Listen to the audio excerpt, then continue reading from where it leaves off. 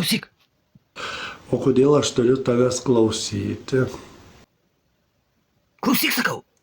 Aš jeigu grybas būsiu, jeigu tavęs klausysiu. Nu patylėk tu, sakaugi paklausyk. Girdi?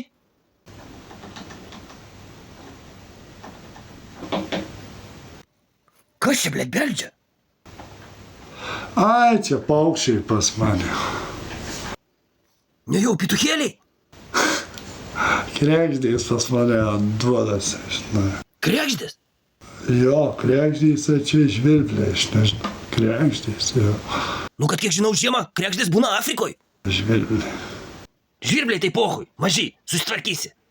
Bet man jie ramybės neduoda, blėt. Prašvintą ryte tiek kalena, kuroj visur tai užpisė jau jie mane. O tu nepagalvoji, kad jie į tavo grupę nori? Tu dainuoji, o jie būgnais grot nori. Tai dai tą skardą, paukš, tenais. Tai sakau, geri būgnininkai būtų.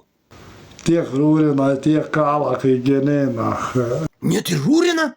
Kai geniukai, jau kurva net kalvas skauda, nu. Tai ką, net per galvą rūrina? Tai klausyk, ar priimsi jos pas save į grupę? Nu, bet tu ką darysi, kad jau jie dapėsia, žinai. Kala jie. Klausyk, o čia negali būti ne žvirbliai, o vištukai. Iš tų tau į langą kiaušinių sumestų, išsisperėję, a?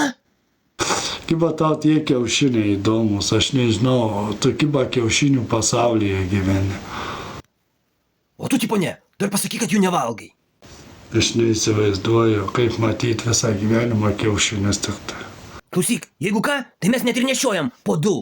Labai mėgstu ryte juos pasikasyt.